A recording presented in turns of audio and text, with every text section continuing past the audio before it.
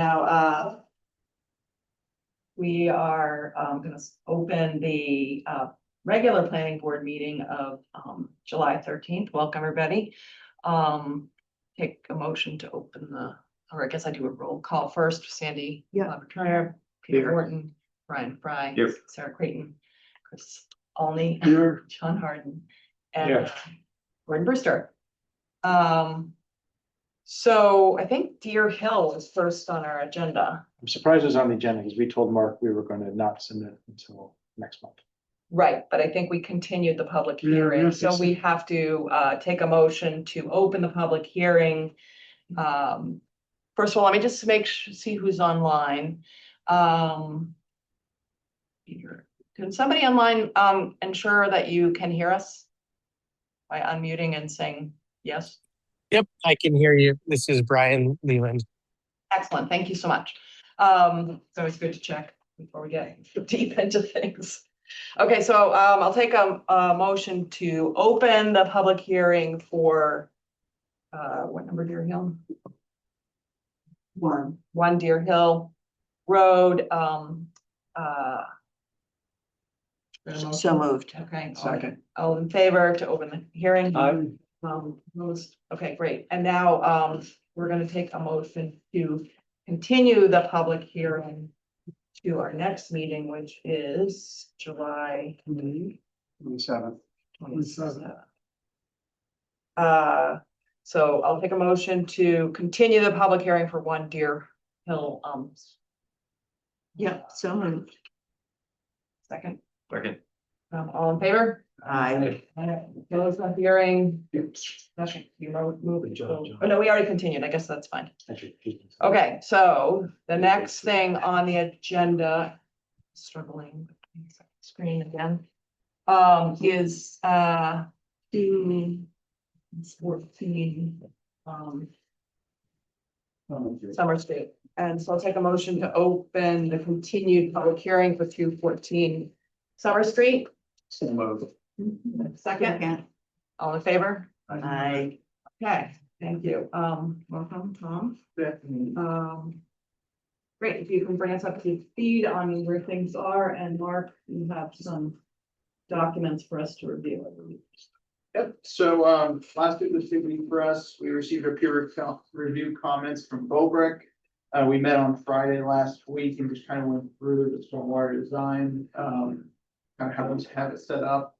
I think there's a few things that we need to tweak, but we're kind of on the same page. One thing that was kind of big is requiring soil testing, so we are going to try to get soil testing done for the HBMPs, you know, during, if we can do blasting, and we can do soil test while machine on site then. And then, yeah, just working through the process with Greg at Bobrick and tweaking that design. Can you clarify for folks who Greg is? Greg St. Louis, he's a reviewing engineer, one of the reviewing engineers from Bobrick Engineering in construction. And he works on behalf of, is that correct? He was the third party peer reviewer Peer reviewer by that- the town.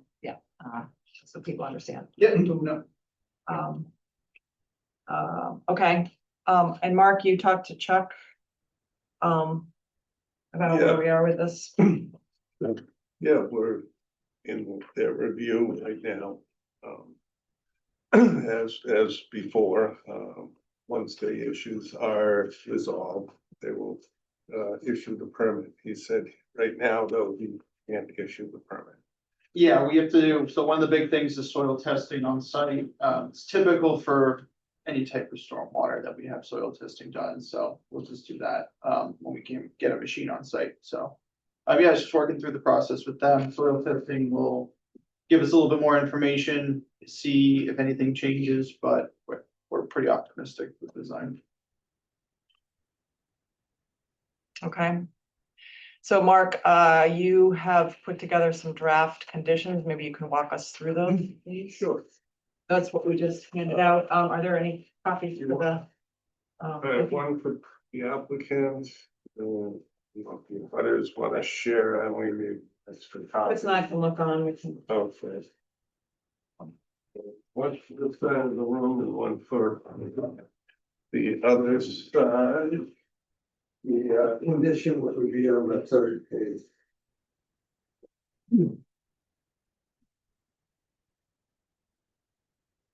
So I guess the bottom of the second page, the first condition. Which would be for a 24-hour notice to abutters prior to ledge hammering or blasting on the site.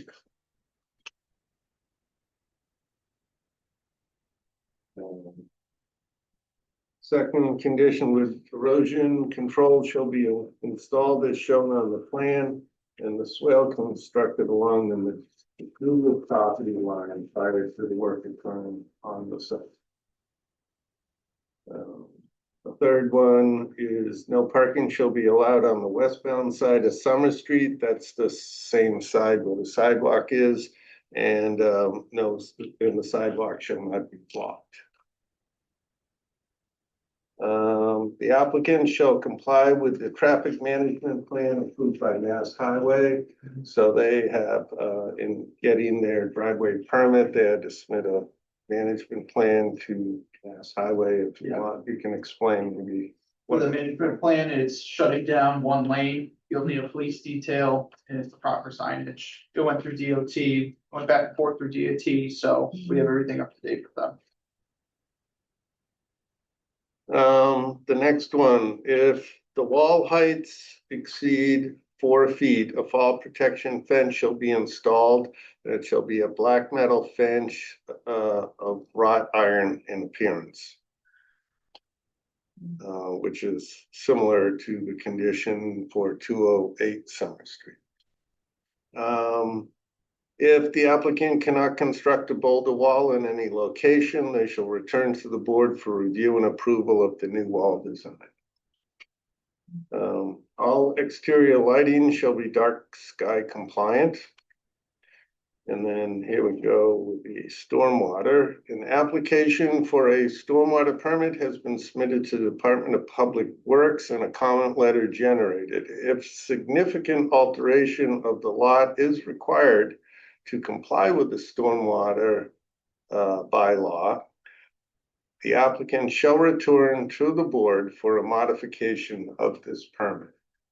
The stormwater permit shall be received prior to the issuance of a building permit. Would that be the foundation permit? Well, I guess that we can clarify that more if you want. I mean, once you're doing the foundation, you're kind of in it. Yes, yes. So I would say the foundation permit. Say that again, Sarah, what Or do you? isn't that, don't they sometimes issue a foundation permit before they have Foundation, the? it's Yeah, but- an early foundation permit. Yeah, so the foundation and the site, I mean, the. Well, I could say, I mean, it is a building permit. Could say any building permit. The way it is right now, they can't build anything until they get the stormwater. Okay, Is that the intent? Yes, And that is correct. okay. So the foundation permit, the subset of the building permit? Yeah, Okay. foundation, yeah, it's definitely part of it, but they generally, you release a foundation permit. It starts the earthwork, it starts the foundation before you issue the Okay. structure going on. You could just say any building permit. yeah, I'll add that. Anyway, just leave it building permit. Okay. The next one is if blasting of ledge is required, then a blasting permit shall be obtained from the Manchester by the Sea Fire Department. Summer Street shall be kept free of mud and dirt during construction. Site construction hours shall comply with the applicable town bylaw. The Land Use Management Department shall conduct an inspection of landscaping prior to the issuance of the occupancy permit.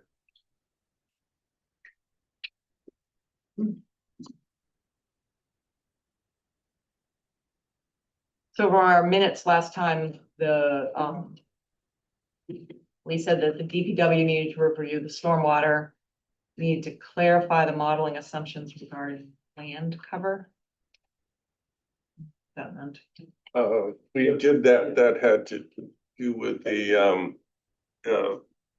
prior, doing the pre and post calculations. And Okay. remember, yep. they right. used the assumption that it Right. was all forested land. Right, okay. Investigation of historic drainage infrastructure. determine when any portion crosses the subject property. Were we able to do anything on that? Can I just comment on the, Yeah. land coverage? So in one of the peer review comments from the reviewing engineer, Greg, he was surprised by the amount of ledge in the front of the property. So he did suggest being a little bit less conservative to those areas, but that was his opinion, so. It would go from a hydrologic soil group B to a hydrologic soil group D. For those, especially when you walk up the front of the driveway where the ledge outcrop is apparent. So that was one of the first comments from Greg. Does that make any difference to the design? So it would be, assuming that there would be more runoff. Then there would be, so group In the D means there's more runoff because no soil is being absorbed into the sites. Yeah. So in our preliminary design, we assumed group B because we found soil testing the rear of the lot for the septic. We found okay soils there, so we used that soil group throughout the site. So he's saying just split it up a little bit. We said we would look into both. Okay. How about any historic drainage infrastructure? Have that been found? I have not found anything on that on record plans. I think next call, I should probably ask Chuck about that. He may have something, but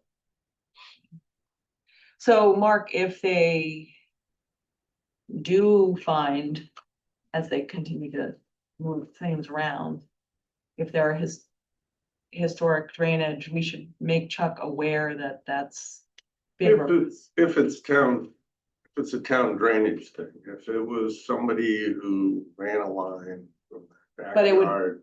But wouldn't it be Yeah. a demonstration of pre-construction runoff conditions? That's the Oh, question. I see. what See, you're I mean, saying. if there is a historic drainage system, Would it affect? it would, then the calculation? model Yeah. is, so we'll say if it's encountered, then we can look into it. revise the model to Yeah. reflect the fact that the water's coming off the hill Yeah. into a pipe, not Mhm. overland. Yeah. So, can we communicate that to Chuck? Okay, and then a communications plan for neighbors regarding construction schedules, particularly for hammering activities. And with consideration for, restricted hours. So you put in there that abutters will be notified for,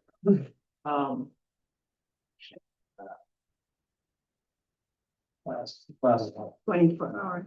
24 hours, but, I think that the point was a sort of a regular, sorry, a 24-hour notice should be given to abutters prior to ledge hammering or blasting. So I think this contemplated a little bit more, sort of a, look ahead for construction so that the neighbors can, and this is to abutters. And the neighbors are more broadly that are affected by jackhammering more than just the abutters. So how do we address that?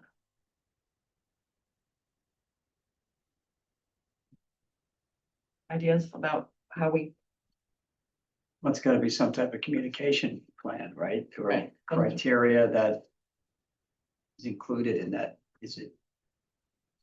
When the blast, whatever the solution is, if it's blasting or hammering, there's gotta be a certain period of time notification for when that's gonna happen, is that? Do you need a Yes. distance from the site? I would think maybe it'd be a voluntary thing where people who want to know what the, right, can sign up to get an email Yeah, yeah, communication. yeah. So if and that the planner would be included on those communications. So But how do you make people aware of that? send out a notice. To how many, I mean, what's the radius of people that you Yeah, yeah. notify? You need a radius. Is the abutters list a radius? it's the abutters and the abutters Just to a abutters. No, it's just. Some towns do the radius Well, themselves. 300 feet. So zoning. Yeah, so you already Doesn't have an go that abutter. far there. Yeah, right. But, What's 300 feet? Mark? The radius around the property Ah, or a butter notification. I see. So it's not immediately up against. Well, it's the adjacent. immediate abutters, because obviously they're within 300 feet, Right. but if the lots along the perimeter are really big lots, then like what It's he's saying 300 is feet. it doesn't go very far. It might be, it But it- may not be an extra lotter, so. So I think, why don't we say to the butter, a voluntary email communication update will be provided to the abutters list for the special permit. And that's a, and that they shall be notified, Are they notified via email or is there a formal I think, certified letter thing? I think a certified letter before you're gonna do something on a construction site is probably unreasonable. So how are they gonna know the emails of everybody? Well, people, they need to I develop. think if they send out a notice Mhm. to all the abutters that there's a list to sign up for, to be notified about pending, blasting or hammering on the site. And then they reply to that with an email address. Right, And then, when they're gonna do work, they send out the notice, so they send it to the abutters, and if the abutters wanna talk to their neighbors and have them added, they can Right. do that as well, and that way, everybody within a reasonable area would know. Great. and can we, have that copied maybe to Kendall, so you don't get Mm-hmm, a million emails, Okay, a million yeah. more emails? yes. But, Sure. to, what's Mhm. her title? Planning assistant to the planner, whatever her title Yeah. is, Clerk, land use clerk, yeah. land use clerk. Mhm. So that, but so that there's, the town is also, and then she can decide based on it, whether that needs to be forwarded to the DPW or, yeah, others, okay? And the last one from the minutes last time, with coordination with local police regarding traffic safety during active construction, so I think we dealt with that. Other questions or comments from the board?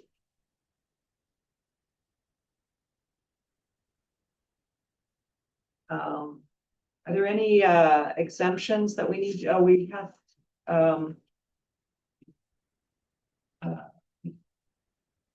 do we need to vote on a exemption from the financial analysis? Sure. I think my zoning book where that came from. What? Where's that? That's one of the requirements for a special permit. So that's one of the special permit requirements. So what you say in your findings is that yeah, it's consistent with. So generally what we do is, rather than, because there's a whole nother Set of things, list right, of criteria, we say that it's consistent with section 6.4.1, the purpose and intent of the earth removal bylaw. Then we say it's in conformance with section 6.4 generally, and section 12.5.2, the special permit criteria. Okay.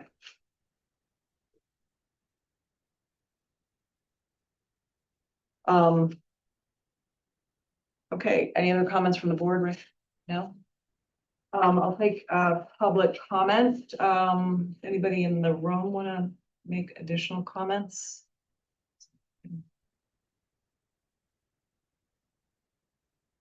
How about anybody online? Just go ahead and unmute. We don't have a lot of people. Anybody wants to make any comments? Hearing none. Okay, any other comments from the board? Questions? I have a question Go ahead. on item 8. If things turn out to be different on site than anticipated, who decides what a significant quote alteration is? Is that the Department of Public Works? Is it Mark? It's Mark or the building inspector, Mhm. who is, building inspector gets this. Yeah. And there are clear guidelines about what significant is. Not necessarily written guidelines, no. So, I think the big question is these boulder, we want boulder walls, we don't. The cement Legos. I mean, obviously, if this is just, it's just a house with a driveway, and then obviously there's not a lot to change. Right, I think it's about the So- boulder walls that is, Unless they start changing the driveway location, that's significant. The house moves, that's significant. You know, you have 6 tiers of walls instead of 4, that's significant. But I mean, there's not a lot of other things to modify. Site. okay, I think we're okay.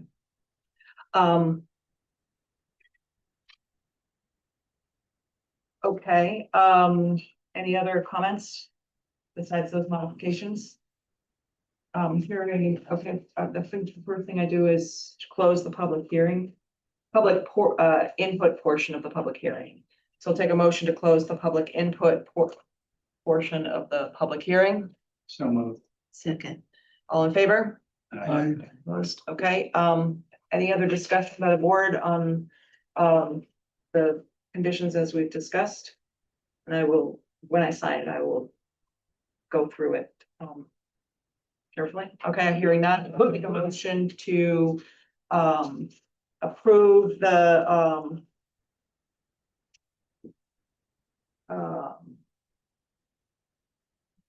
special permit for 214 Summer Street and issue the decision as drafted on presented to us on July 13th. Take a motion, So moved. second. Second. Any more discussion? All in favor? I, Chair votes yes, opposed. Great, and now I will take a motion to close the public hearing. So moved. Second. All in favor? Aye. Opposed? Okay, great. Thank you, everybody, and thank you for coming and showing interest. Hopefully this will go smoothly. Thank you, Tom, and the stormwater plan will be attached to this. Be available for the neighbors to look at. Yeah, it'll be, Be public record. won't be attached to the decision, but it'll be available in At the the- office for people to. The final plan will be submitted and we'll copy of the permit, so. So it does have a third party review. I think that's really helpful. To me, I mean, we have an engineer, an engineer works for the town, to look at the plans on our behalf and on your behalf to try to address these issues. Great, thank you. All right, Thank you so much. thanks. Thank you. Oh. So. Okay.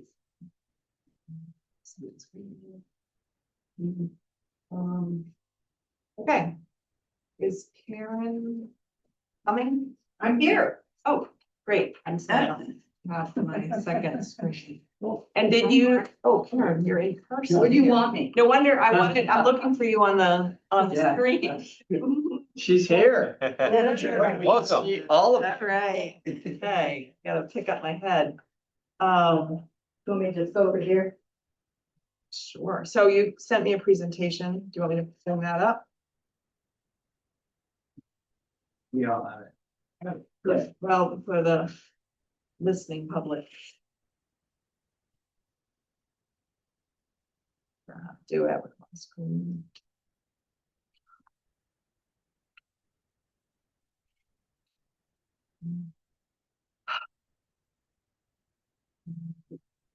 You ask her to, if I didn't sign in, or just, push allow there, please.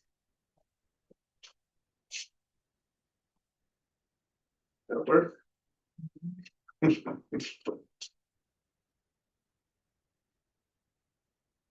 She's gonna upload the presentation. I'm gonna go through I'm working on it. That's great. Okay. Tonight, we're focusing on the housing strategy. And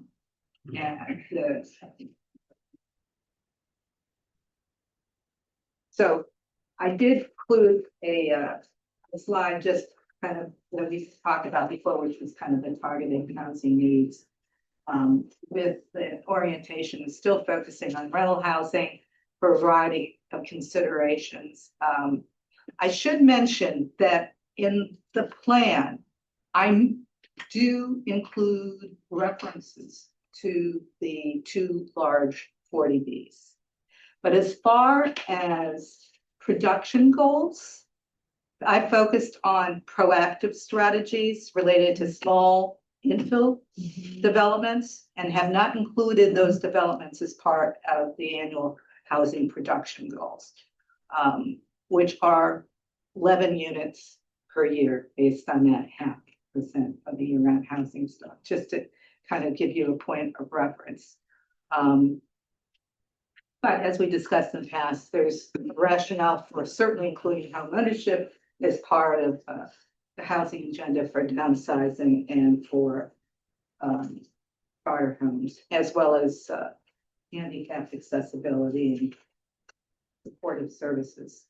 I included the slide, third slide. Oops, sorry, that's me. So a question I have about why is rental housing the top priority? Because the greatest housing need are basically those income at or below 50 or 60% of their median income. They're the ones that have the highest cost burdens. It's not that we're not focused on a wider range of housing needs, even those about the 80% AMI 11. But if you're looking at really the most, the population with the greatest needs, you're talking about rental housing, not home ownership. Also, if you're going to leverage your resources, almost all state financing for affordable housing is rental.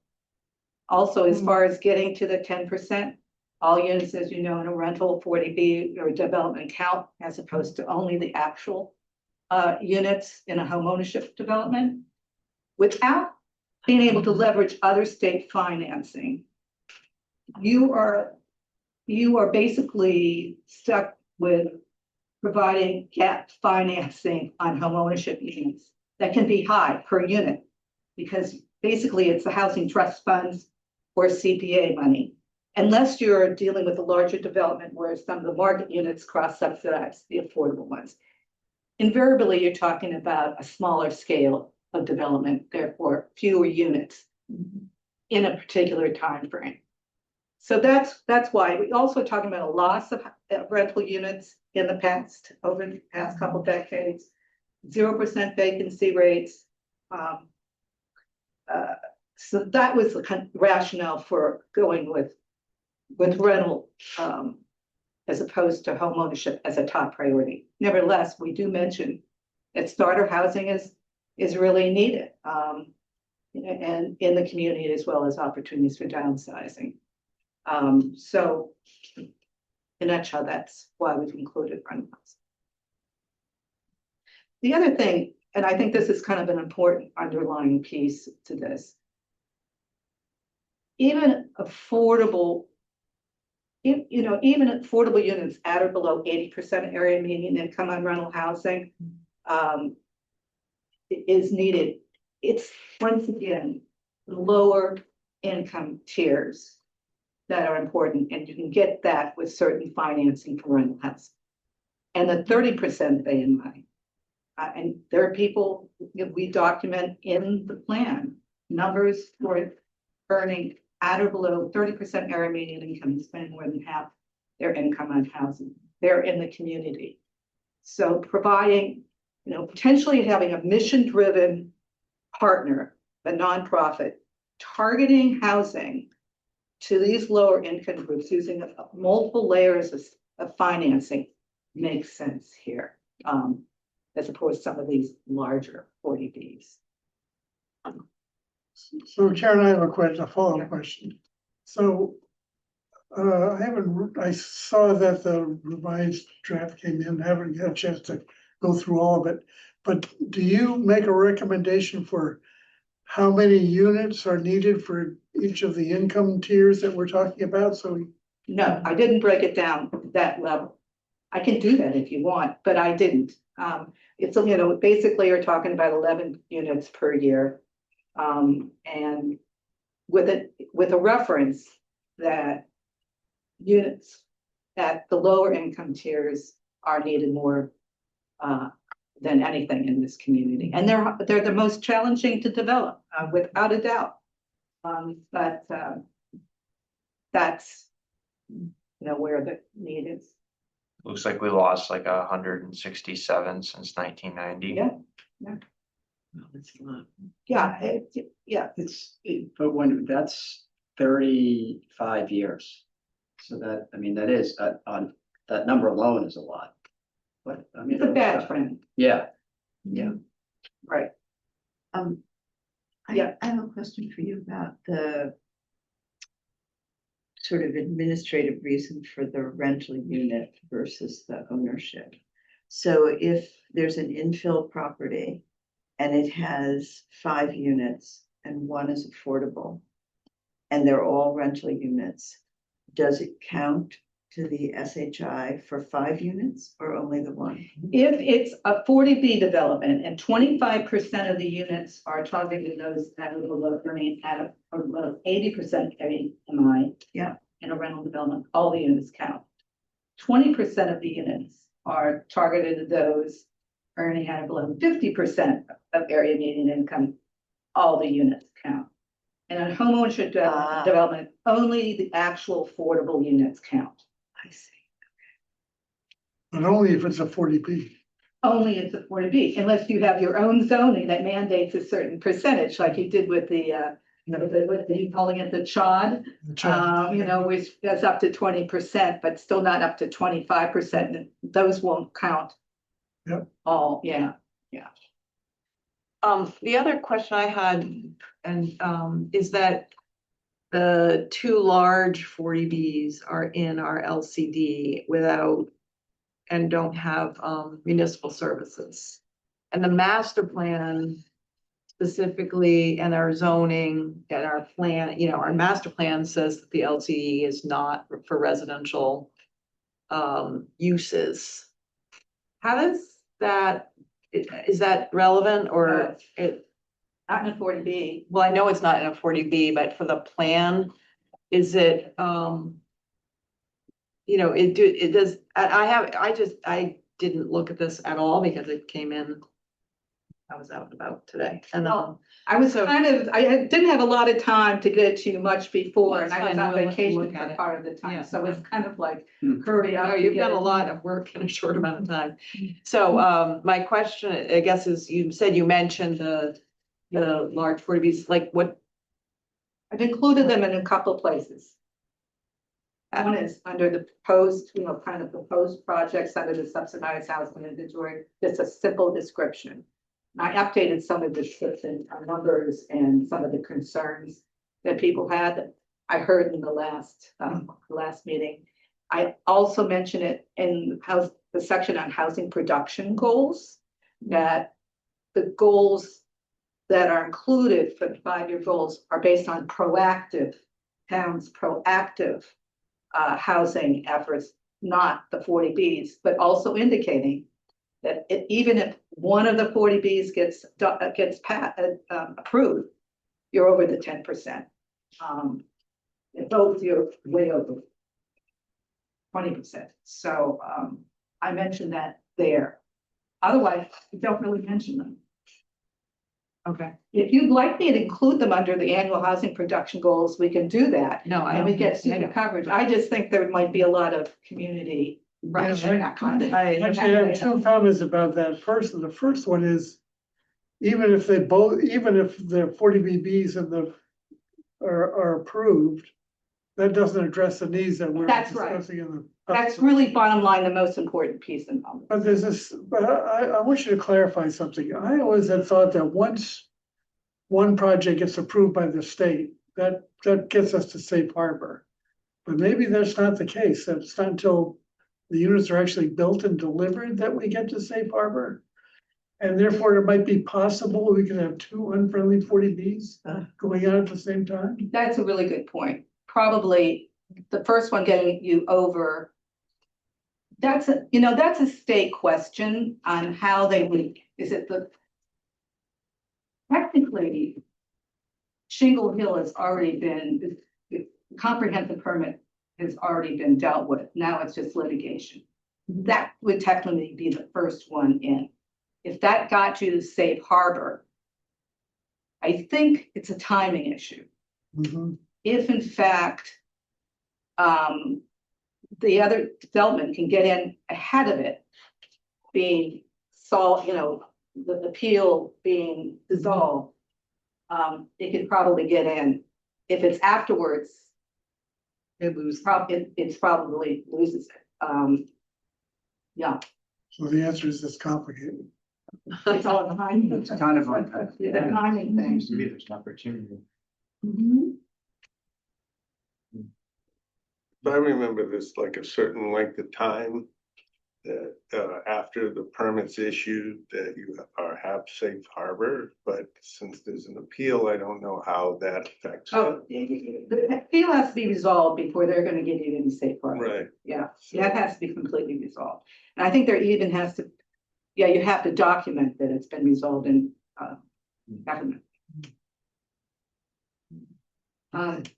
So the next slide is basically just wanted to provide a list of all the resources that we use to go through to come up with this package of strategies. We did not include a whole laundry list of things. We really was focusing things that I'd heard about from you folks from the little public meeting that we had from previous plans, the master plan, updated information that we received through the needs assessment. And I've had numbers of conversations with Mark.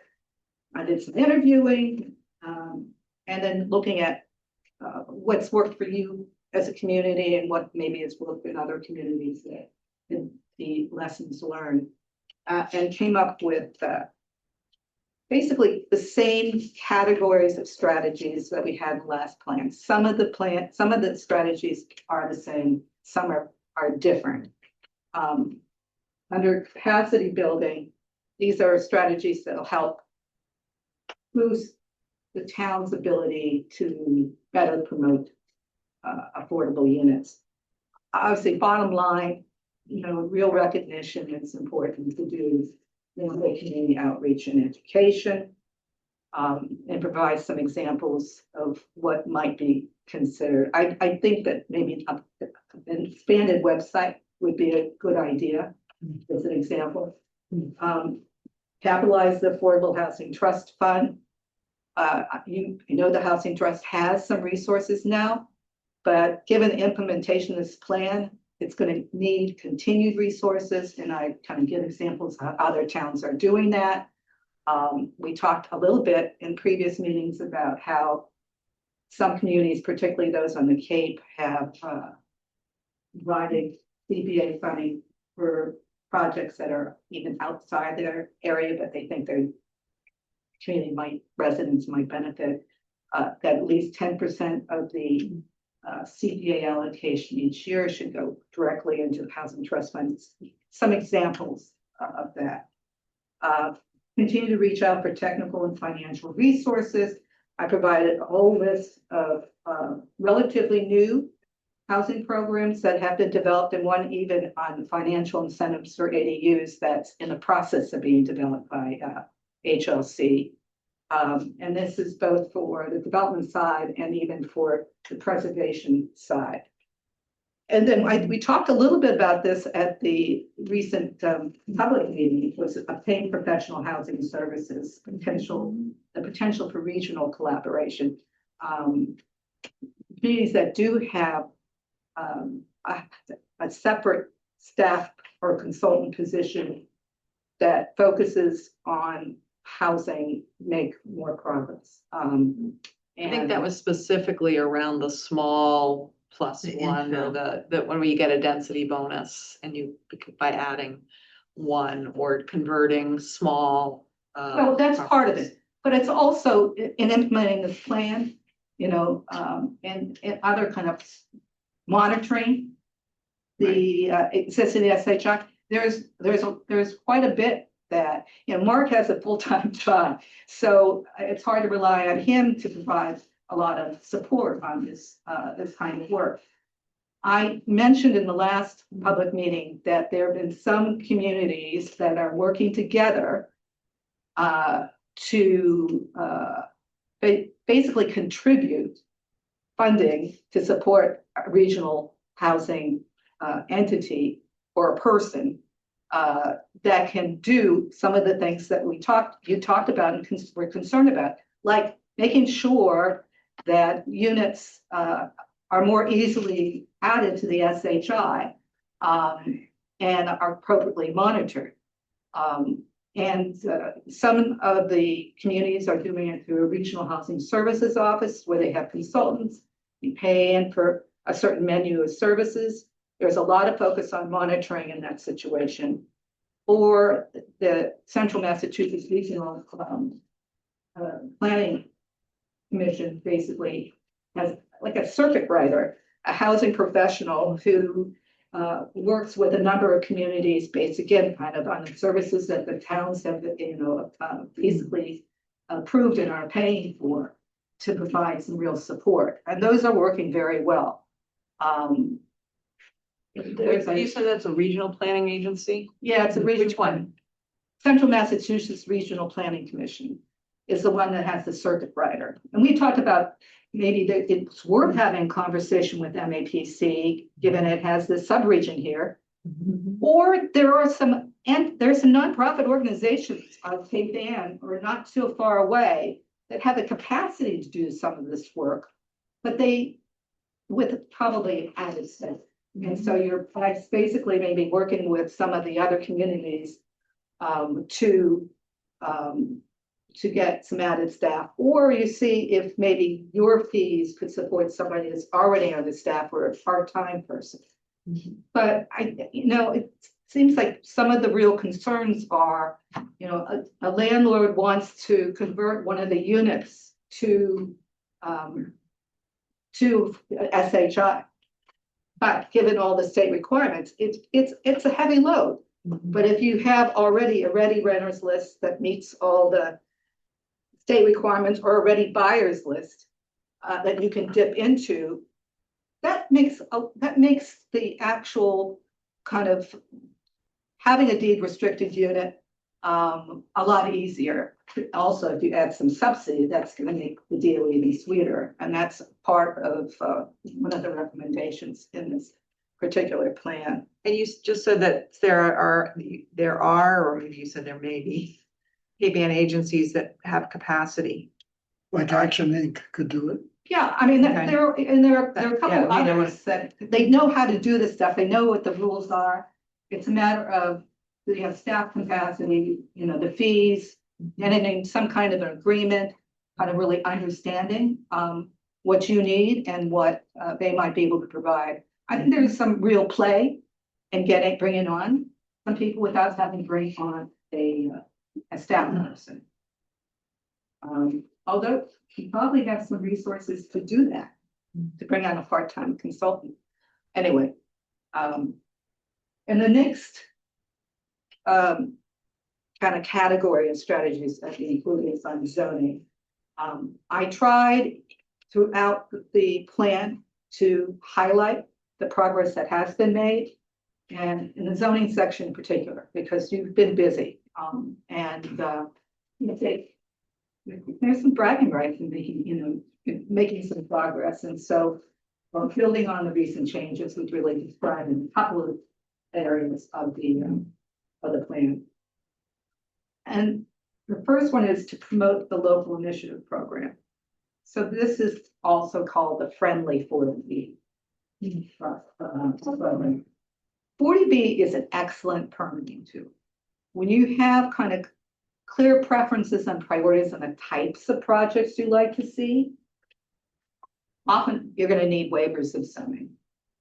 So the developer comes and says, I want to build this kind of development in this particular area. And you say, God, that's a great, that's a great potential project for us. the developer and the select board can then join hands and apply to the state to get the go-ahead to submit the friendly 40B. It cuts out time, and, you know, it's a real viable option. So whenever you can promote that kind of partnership, makes sense. And developers appreciate that it doesn't have to go, going through LIP saves time and money. Instead of a protracted, hostile housing permitting process. So if there's, you know, ways of getting the word out to developers, these are the kind of projects we would like to see, and we're looking, you know, into permitting through LIP. I think that's an important message. Is there a minimum size? No, Well, 4 units, I guess, because no, you can do 1 unit under LIP. really. Wow. Yeah, you know, back when, One friendly 40B unit. you know, back Tenth of the when. way there for this year. The town in Barnstable, it's probably been years now, this goes back how long I've worked. They did all their ADUs through LIP. Huh, Wow. Yeah, boy. no, LIP, you know, you could do a duplex, you could do a 2-family house with LIP. Yeah, But you still have the problem of the administrative burden of getting those listed. Yes. well, that's why So if you the have, ADU, like, if the you ADU have- has to be on the SHI and the, so all their, so. no. Let me put it this way. I think you should really focus on that, and from this plan, you need to focus on that. Once you get past the 10%, you're not necessarily, with LIP, you still need to do, never mind, you still need to do all the state requirements, yeah. I mean, I guess, can I just, I mean, if we. Housing aside for a second, we spend a lot of time talking about zoning around here. And we have a zoning set of tables and setbacks and, you know, all of those. Things, you know, design review, whatever we've got or are talking about doing. And arguably they have a purpose, Mhm, they have an intent. mhm. And so after I guess I have a problem saying what the LIP or the 40B is basically saying is the availability of housing for 80% AMI is a priority that is higher than whatever the justified. It's not just AMI though, it's the kind of development. Say, for example, a little pocket neighborhood. You can't do that under existing zoning, but you could do it under a LIP. You can't, a 2-family house, you have a zoning district that allows it. But it could work really well in a lot of other residential districts. But you could do it with a LIP, not necessarily based on how you have it defined in the zoning bylaw, but it still would serve a really pressing need in the community, providing some greater housing diversity without having a major impact. I guess what I'm saying, I'm sort of, I guess if in Yeah. a simplest You're not on form, track yet. in the simplest form, if zoning is perfect, which it's It's not. not. So now, so yeah. We know it's not, but just, you know, on a theoretical basis, if zoning has a basis, Mhm. and then I think, you know, we're questioning that basis all the time. But I think what Karen is saying is you could have a 40B that complies with the zoning district, Well, then- all the dimensional requirements. You're putting it in a 40B, so you get the units in the LIP. And it might be a type of housing that you don't, well, it still might be a different type of housing too. You Could, know, this whole missing middle thing, And I guess- infill and. I guess I'm, I mean, feeling I'd rather change the zoning, There's a lot allow of that reasons. across the board. It's a lot of reasons it would not meet all the requirements of zoning, but still would be considered a welcome project for a number of reasons by the town. So Sandy, you were mentioning when we were walking that there's a property in town that the owner would love to make it affordable.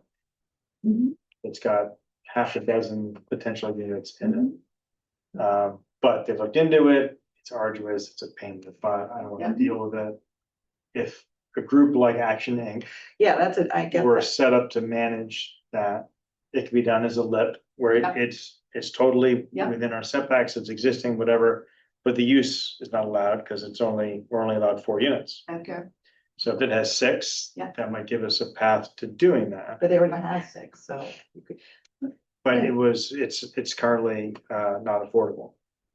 But, you I'd know, like to make it affordable, they Right. just don't want to go through the hassle. But I guess my point is it already exists, so it's not. Yeah, but it's not. Well, No, I is understand. LIP just for new development or can it? no, be you a- can do a conversion with You LIP. can do a conversion. That's what. Powder But the House- thing is that unit cannot be occupied already Oh, if it's going to be. that's the You problem. have to, that's what the problem is with Powder House Lane. You Yeah. have to wait until the units turn over. Oh, boy, it's crazy. Yeah, that's just, it's But only for- on initial occupancy that, you know. But for a small project, It's, that wouldn't yeah, take too long.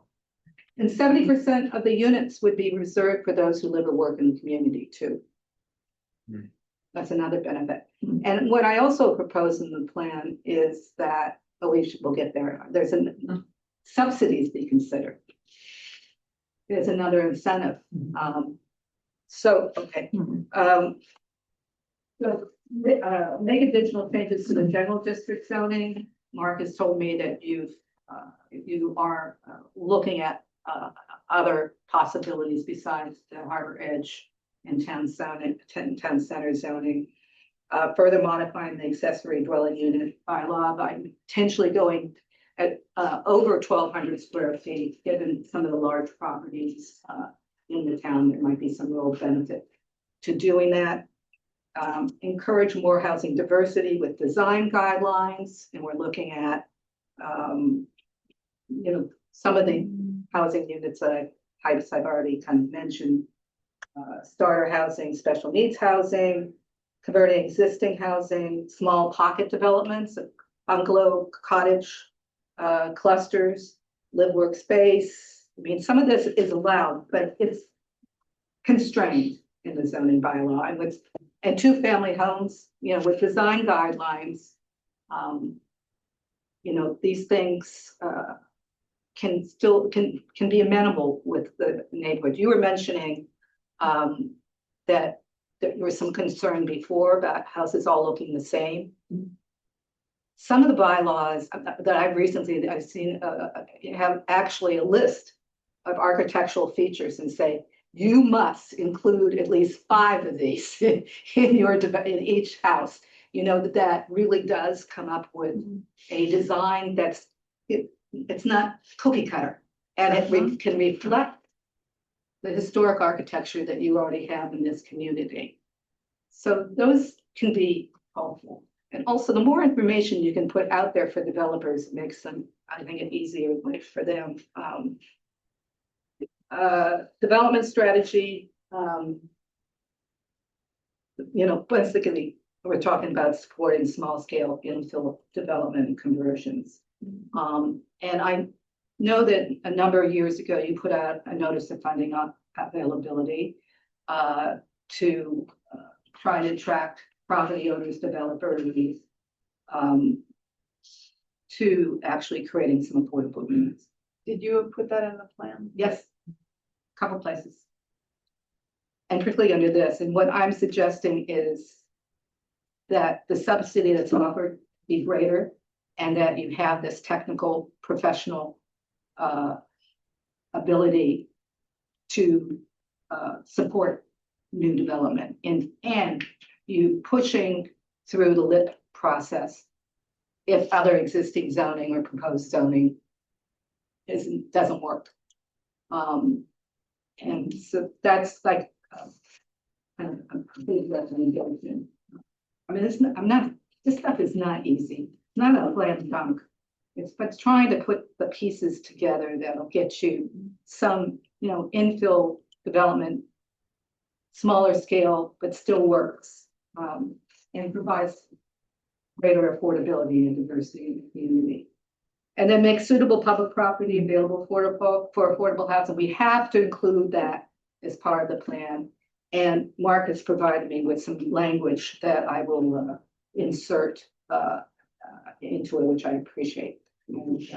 Does that include parking areas? Design guide, well, your bylaws would include parking area, Only as a And a lift. town-owned parking lot, but you could build above, air rights above them. creativity would be great.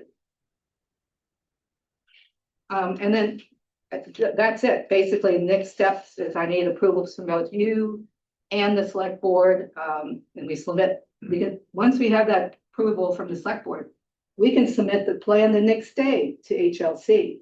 And I'll get you, the instruction has to come from the town. And the state's been moving pretty quickly, about a month or so for their review, or technically they have 90 days. So that's in a nutshell. I mean, part of the questions is, have I missed something? Do we need to tweak some things? Obviously, you guys need time to review it, and any questions and suggestions can go through Mark, and we'll deal with that. Anything else tonight? About the last slide. Next up. I think that's it. You talked about all that already, I think. What's- Next, I did next steps. Okay. You sent the updated version, that's when you just sent this. Yeah, I sent it to you. Okay, great. Well, thank you. Additional comments or questions? So our next step is for all of us to review it. And be ready to talk about it at our next meeting, so that we can. Vote, you can vote. at the Right, next but, meeting. So if you have comments, send them Questions. to me, Yeah. questions, send them to me, send them directly to Karen. And so that at the next meeting, you can vote to send it forwarded to the select board.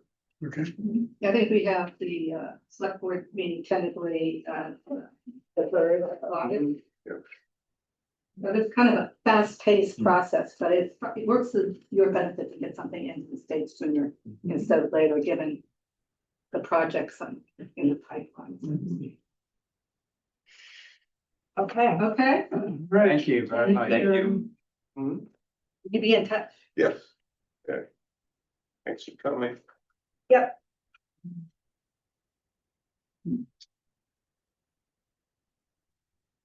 This is where you were. I just remember. You see how you from, I just remember. You.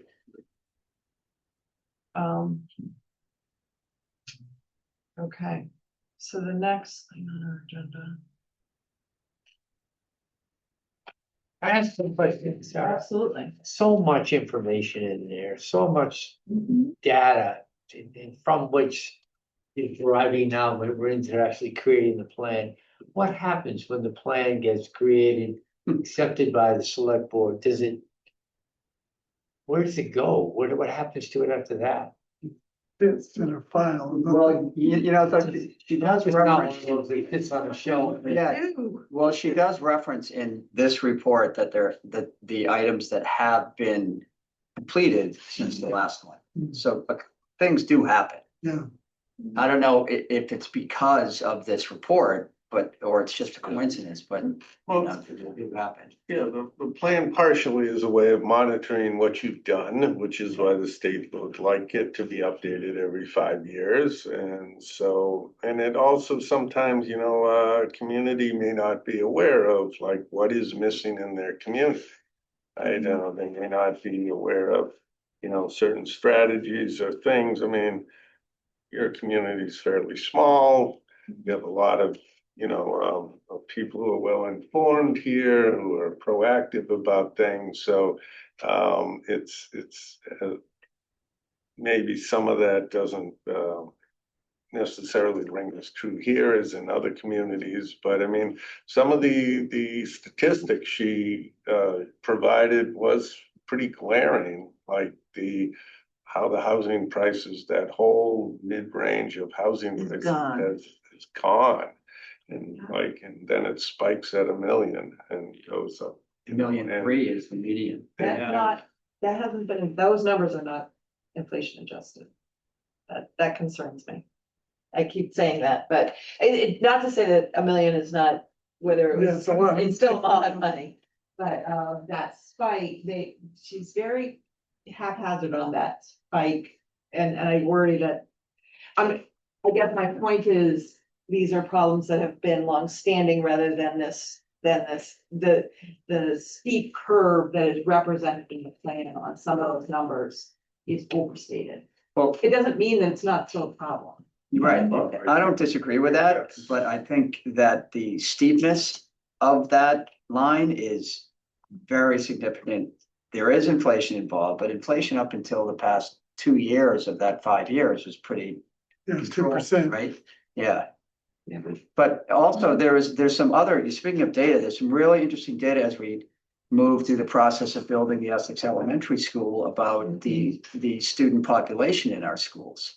And it from when in 2014, I'm doing this from memory, I had it on my phone, but I forgot my phone. I think the school population is down 23%. It's down significantly. I see. But wait, let me just Big finish, but number. the biggest piece of that percentage is in the last 3 years. It's like 16%. Since COVID, it's like 16% of that 23. So, you know, we need to keep that in mind. But then you hear the 40B projects coming. If one of those comes in, is that just gonna throw that up in the air and make us, you know, are we gonna have, Overcrowded. will that gap, well, not overcrowded, but will that gap go away? And will we be back to where we were 10 years ago? The gas, Schools are what built. gap is that, Peter? The decrease in school population right now, will Right. that be offset by one of these 40B projects coming? Oh, you mean Well, if it'll it's a- be bringing in a raft of kids Yeah. and be going. Well, if it's a luxury housing, I mean, the problem is there, it's not, those apartments are not quote unquote starter homes. They're not Well, places they're- where people can begin because they're so darn expensive. But there's supposed to be at least a portion of them at that 80% AMI, right?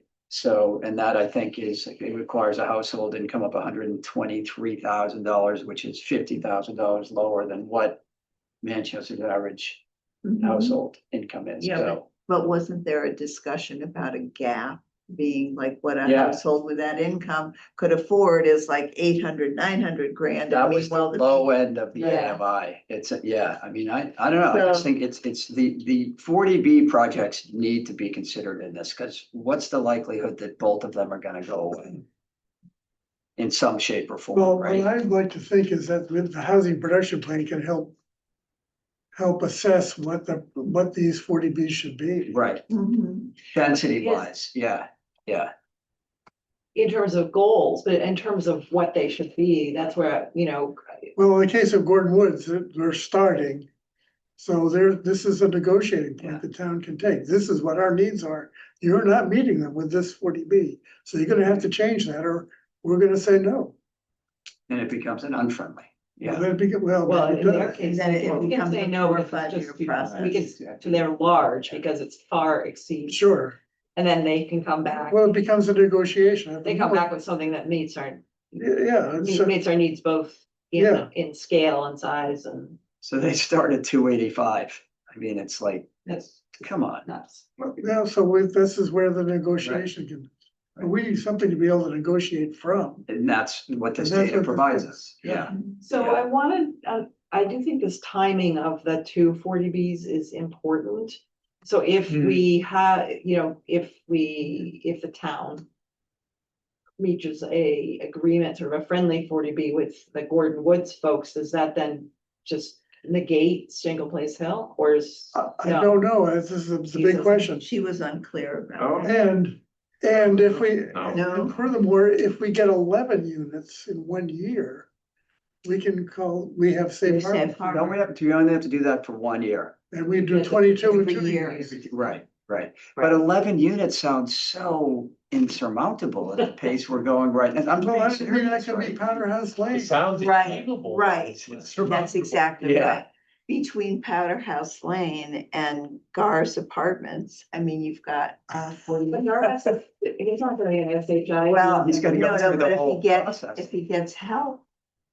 You know, or Powder House Lane, I mean, the thing that makes me a little crazy is that, and I honestly, it would be great to include it in this housing production plan, is to say, you know, there's the missing middle. Well, a group of citizens acted to try and save the missing middle, and the state is getting in the way of letting that happen. Well, that's a little bit of a stretch. Well, they I mean, are. they weren't trying to reach the missing middle. They were trying to stop Shingle Hill, to be honest about it. Well, I don't know. I don't know the That was history of it all. intention, But that. Yeah, but what they did in fact is they saved, And it was a wonderful thing. yes, that's right. And they saved moderately priced Sure. rental Yeah. housing. So, I mean, Yeah. there's gotta be a way to get credit for that. So Gordon Woods must know that they need to get theirs in before Shingle Hill gets Gets resolved. finished. Well, I think Gordon Woods's premise is it's gonna be friendly. Right. Well, because they need the town not to reject it based on being a large project. Yeah. Because anything over, what's the number, 136 or so is a Yeah. large project, Right. so. And I think that's to your point, saying, well, if they want a large project, then they ought to be building what we feel we need. Whether that includes a senior housing component or more affordable units to I think for lower. some- I know she says rental, but I think that there's a real need for some ownership. Play, people, you know. I- For downsizing and. For startup. downsizing, that people. Yes. That's a fair point. The one statistic about the growth of 70 and above in this town Yeah, is staggering. astronomical. It really is crazy. Yeah. And the percentage of property that they own in town. Sandy used to resemble that remark. You know, I am close to resembling that. Yeah, Yeah. yeah. What, help me understand what the role of the Manchester Housing Authority is in this problem, in helping to solve this problem. First, and then the second thing is, it seems to me if we want Safe Harbor, or if we want to make 11 units a year happen, that this RFP for the Plains and Newport Park, It's pretty figuring important. out how to reconfigure that RFP so to make it actually get some responses. We own the land, it's intended for those purposes. Yep. Like, you know. It's low hanging fruit, it seems, if there is. Well, such we a thing. tried, that it was tried It was tried. twice, right? And Twice. so how do we fix the it seems like if you want to fix something that So, make it happen. well, So those so, are two questions. so Maybe the that's- difficulty with the housing authority, and I guess Brian can maybe answer this better than me, is that the rents are extremely low. And the state does not provide enough subsidy to take care of them. So if the goal is to maintain and preserve those units, we have to create additional housing that can help subsidize the cost of operations. And that's why the developers at the Affordable Housing Trust to talk to said, we need another site besides the housing authority sites to generate enough income to make all this work. And that's why the public works site was so important. So when the town said, well, we're not ready to declare surplus, that kind of Ended that. ended it, yeah. But that's not to say we shouldn't try again. Okay. Is the additional site to allow them to build market rate units or to replace It was those tenants that It are? could in either these? be a tax credit affordable deal, which would generate a lot of income just on its own, or it could be market rate or a mix. I mean, any of those would be possible. But you just needed more bulk and more income from them to. So this came to me while I was talking to you on the phone today. As we think about a public safety building or a DPW facility, why not have affordable housing above it or beside? You could say, oh, the noise and all that, but you've got a fire station that is right next to residential units right now for the last 100 That's an years. interesting concept. Because, and then with the new insulation materials, acoustics are much better than they were in the past. I don't know, I mean, fire stations are in communities, right next to residential, where then you don't have the land cost. It seems like we should at least explore it as and maybe we rule it out, I don't know. So I'm gonna apply my first rule of planning to this, which is for every complicated problem like this, there's always a simple solution, but it's usually wrong. Right. So it's gonna be a very complicated answer. Of course. And that's, Usually Yeah, well, wrong. Yeah. there's one thing to remember is that the fire station property, when you locate police and fires and public safety building somewhere and reconstruct or relocate public works, fire station building probably will not have another municipal use waiting for it.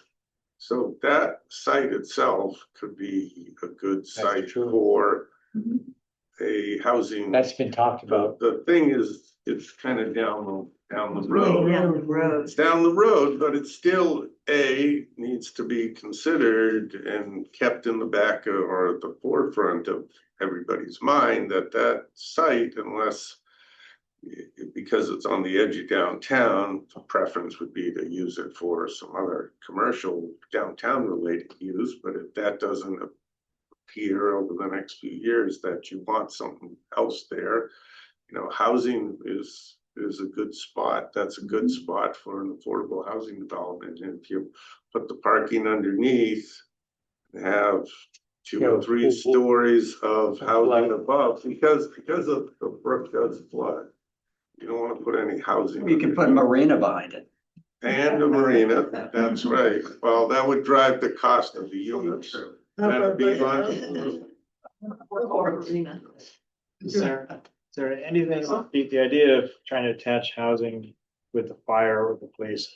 If I were a person that you were talking to, the amount of things that would depend on then, funding from the town meeting votes, blah, blah, blah. Like, as soon as you get halfway through the list, I'm like, forget it. Keep it simple, stupid, and find the easiest path to the end result. As soon as you start to glob things on together, the odds of it actually happening. Right, you jeopardize the fire department or the house. Jeopardize everything. Right, no, I understand that, but on the other hand, You gotta So think what's- about it all. Sarah, what's happening amongst us, the facilities group here? We seem to, we started off very hot and heavy on the fire department and the police station and DPW. We haven't talked about that for months now. We've been mostly talking about the senior housing over here.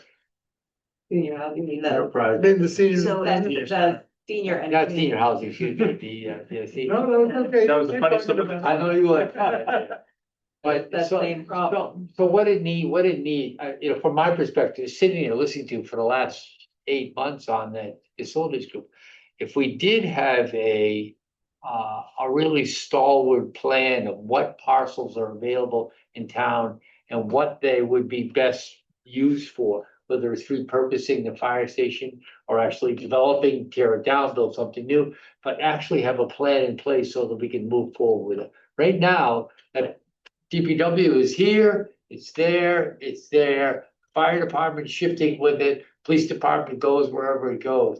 It has not been a concerted effort. I will say that the facilities group is getting more focused on exactly that right now here. We're meeting every 2 weeks now, and we have single agenda meetings. Besides all the other stuff, little stuff around the front end, it's a single agenda meeting trying to determine how to best handle it. Well, I think it's also it's a money problem. I mean, that's, you've got the capital plan of when we're gonna spend, Yeah, and which then- was so well mapped out, right? I mean, it should be a similar. Is it well mapped out? The infrastructure, they have a good sense of the capital projects that need to be done, right? I mean, at least I heard that in town meeting. Yeah, but not Yeah, that no, project. No, I'm talking, they had, Lincoln Street, Right, yeah. but the. That is, you're correct, But not That this street is part of the. What, You 6 got million or school, 5 million? our contribution, and you got DPW is- 4 major capital projects Right. right in a row, right on top of each other. How Right. that all gonna be paid for? Yeah. It's an interesting, it seems like And we're just grasping in the air, we're really like to wrestle it down. Take one of these plans here and designate what is available, so and what is the best purpose for that land. And on top of that, you're gonna have private fundraising for $10 million in the library. However, what for the senior center, and then They $10 million for the library? That's what I heard. Yeah. They're gonna put an ADA bathroom, that's all I know. $10 million. Okay, so the next step on the housing production plan is we are all going to, the problem is read it and get Mark comments. On That what by you next sent out, Monday, right? but I'm Yes. gonna Not what say, I'm looking at here, but. try to get things to him by in a week.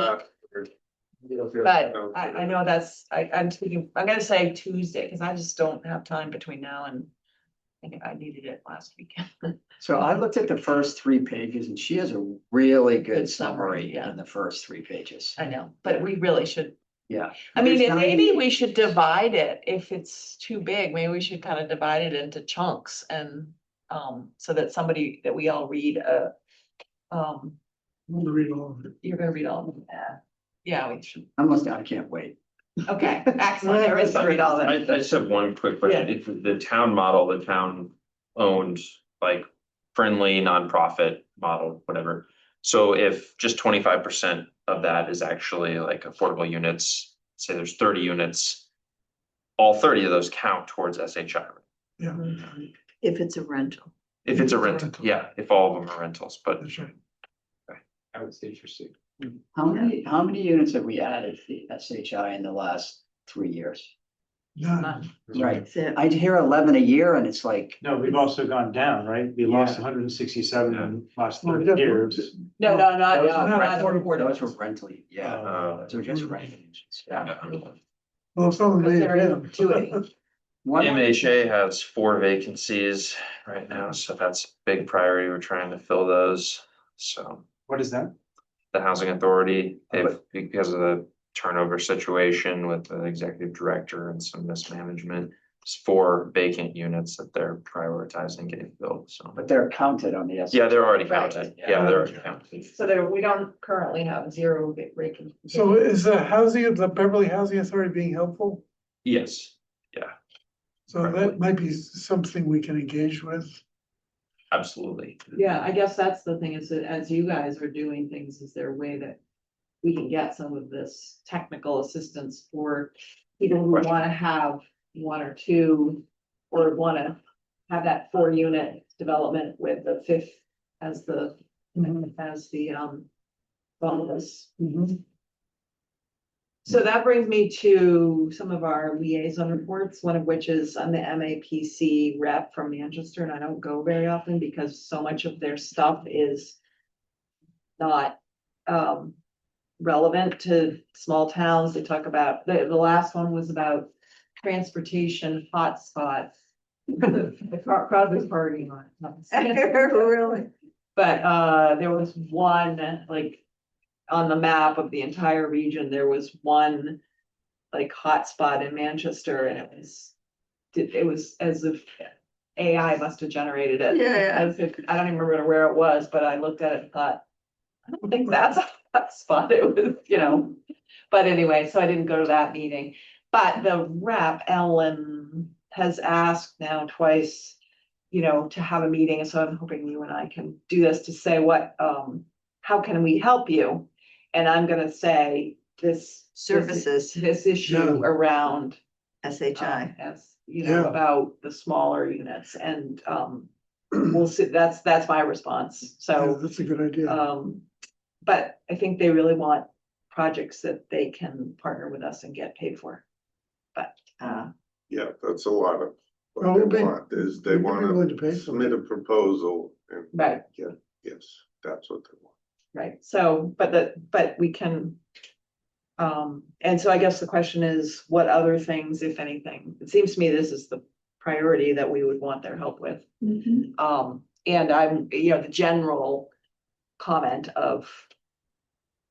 Have some of your stuff, like one of your Well, one meetings thing be that- relevant to, They could contact the other towns around and see if there's right, interest in regional.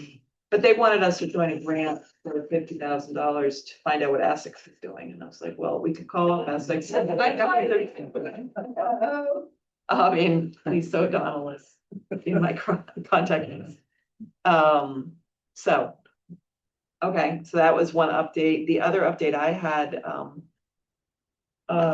was, I'm gonna pass this around. This is the summer meetings, it's a scrap of paper, and I want you to say yes, no, Chris, yes, John, no for each date. If you know, if you don't know, you could put your name as, I don't know.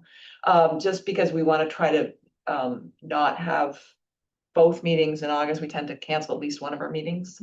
Like Mark and I talked about, we worked hard this year.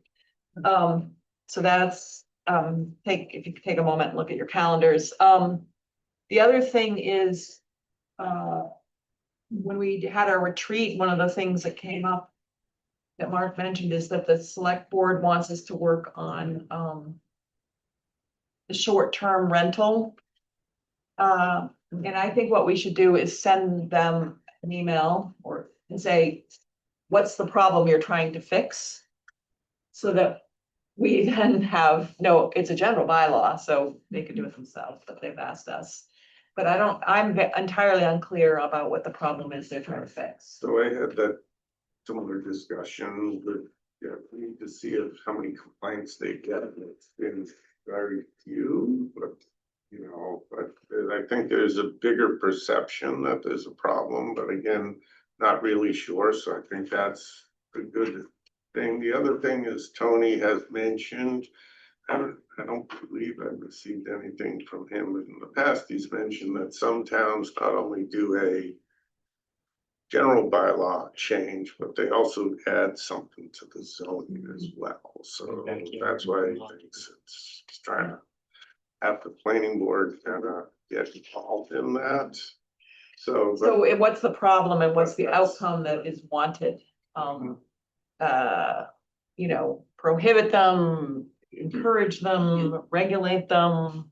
Do we even know? I mean, don't people have to get a license to do short-term rentals? They So have do we to- know how many licenses there are? If it's for less than 6 days. they get a license through the state. And I don't know if we also have. Yeah, we have something. Something. Maybe we'll send an email to Paul as well. He probably. I think if it's less than 6 days. Okay, so And I think- select board. The other thing that had come up was the sign bylaw. So I think if we really want to have something on the fall town meeting on signs, we need to have you do a straw, kind of what are the issues that we're trying to, and so maybe we can put that on the next, Okay. the meeting, probably 1st of September, but I meant to have us, I guess, open up your eyes to the signs that we have in town. Where do we have a problem? What's our potential problem? What's our, do we want all signs to look and feel the same? Do we like the diversity of signs? Do we want to regulate them? And, so that we can, I feel for me, it's helpful to see specific things and use it as a context, and not just in Manchester, right? There's signs everywhere. So the other thing is at our little retreat thing, we came up with like a list of 4 or 5 small zoning changes. Right. So I haven't started those, but I will try and get some, because we have to start talking about those over the fall. So I will try and start drafting those for each of the next couple meetings, so we'll have able to work through them. They're relatively small changes, but you actually have to see the text and read and so on and so forth. So I will be doing that, but the other thing that we need to do as well is what we did at 5:30. We need to discuss next steps, because we do have a grant to bring someone on board to assist us with I can use all the funding for the streetscape, but I mean, it was a general district planning study as part of that. So I was thinking at the very least, we would hire someone to do what we did with the downtown, to do all the charrettes and the visioning portions and some of the analysis. And then maybe we would do our own zoning just like we did for the downtown.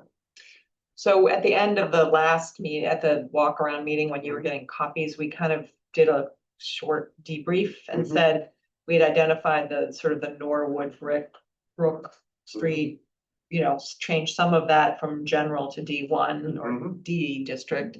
There's still the outstanding issue of whether D1 and D2 really do need to be separate. And this question about whether or not we need to, that requirement that things be attached. Two families be attached, we should. That would be a procedurally easy change, Thank you. but, and then design review. How do we increase, how might we do that, particularly with older buildings? So that was just kind of the couple. Yeah. What I'm thinking is how do we do it with the public? Right. We can sit here and I can draft everything you guys come together, but. No, we would need to have some forms. So I'm alone on this, but I feel like the general district, the place that needs probably the most attention in our town is the part that we didn't even walk. Going down Beach Street or towards the train and all that. So that area is what zoning has forgotten and screwed up, I think so. But that's now in the town center. Down all of it, it's still, No, all of it. Town center ends at the The Harbor's Harbor's Edge. Point. Yeah. The Harbor's Edge ends at Harbor's Point. Beyond that is A. so general district is no longer Never was. the train, the Crosby's. That's now in the No, town town center. So, but we. I think, you know, if you continue up Summer Street, we didn't walk Yeah. there. Yeah. And then we also have the question of waterfront uses Yeah. with the boatyards Yeah. and which we didn't come back to today, but, yeah, the town center and,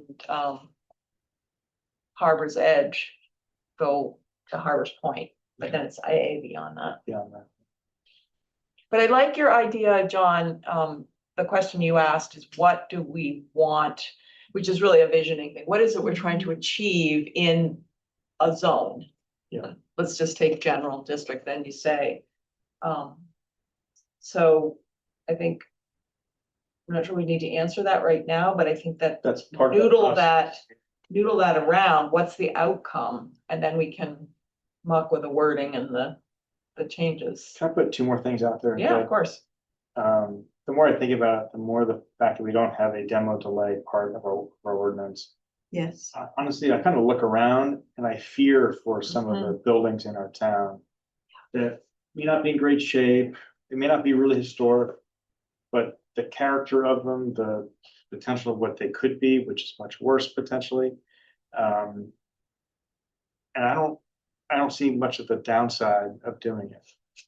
So I'd love to, it almost feels like a time sensitive thing, like before anything else gets screwed up and knocked down. So we had talked to Rosemary about that about 3 or 4 years ago. We were hot to trot to put it on the, I talked to her about it a month ago. and yeah, so maybe the two of you could follow up with her.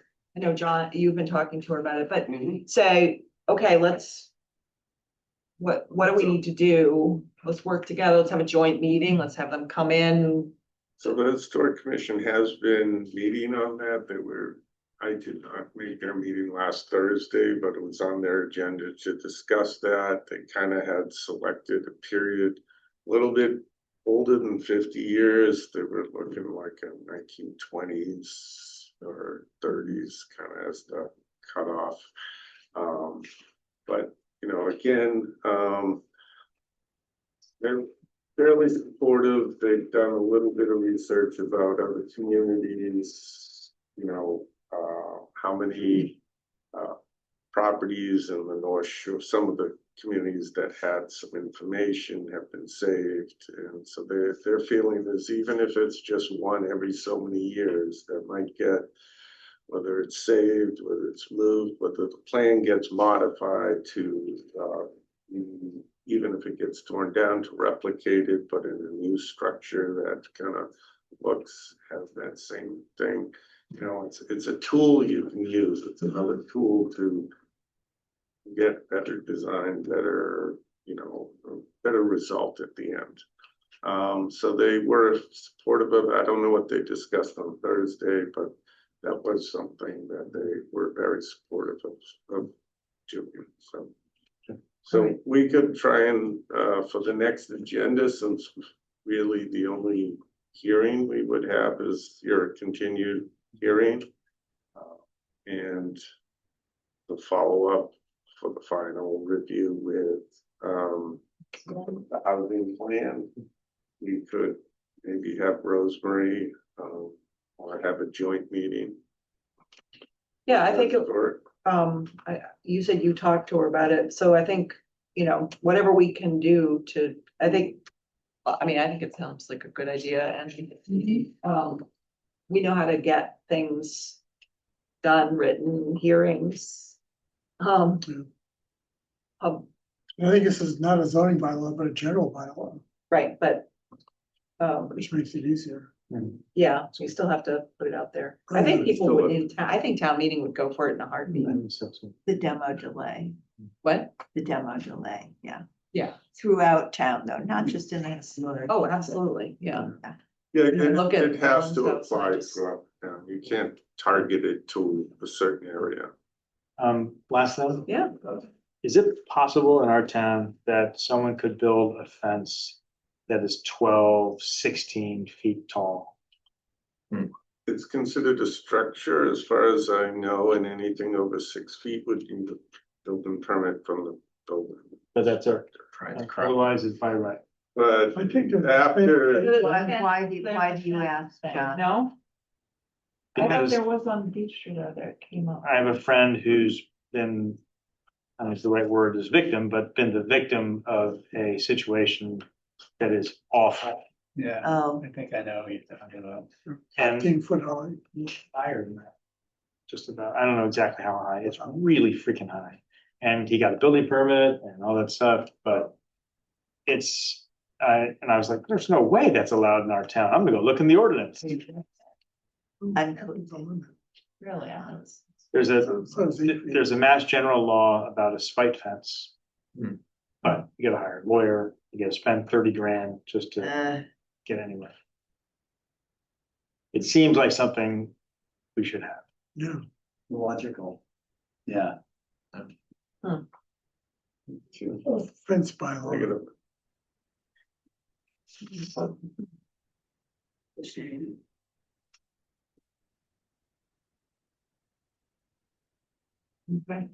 Good fences make good neighbors.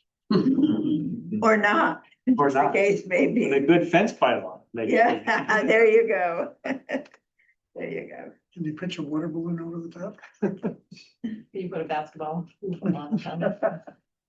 Bang, bang, bang. No.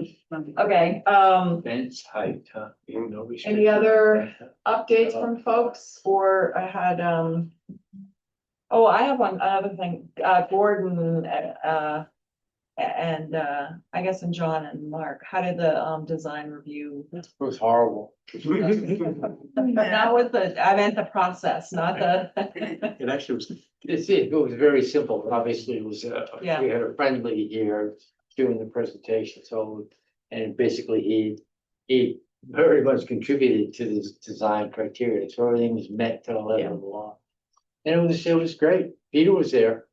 I invited him along just to sit and watch and hear and listen and everything. Referee. it was a little, just to speak from the peanut gallery. Watch it, you haven't got approval yet. Watching Gary in that mix Gary's Gary. was pretty interesting.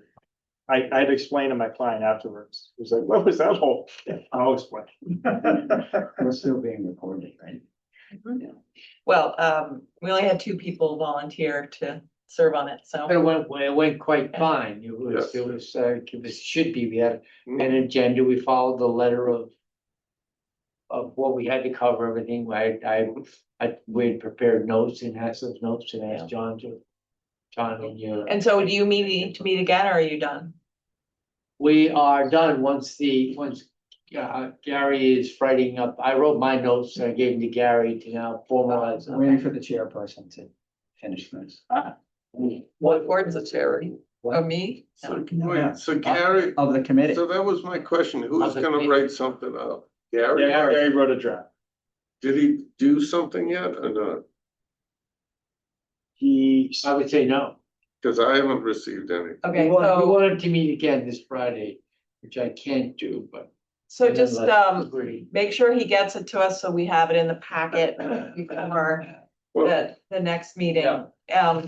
The other, related to that, Chris sent an email to Mark and me about, our procedures. That, there's a lot of history on the procedures for the planning board, and what I'm gonna suggest is that in September, Chris and I, two people, just go through the draft procedures that, they were written by an ad hoc committee, and then Betsy Ware tried to get involved, and she put like lengthy, excerpts from bylaws, and that we make a very short and sweet piece, but the design review, the reason I'm bringing it up is that the design review process should be in there so that it's clear about, how long it's gonna take and what the process is for that. We can't just have it be,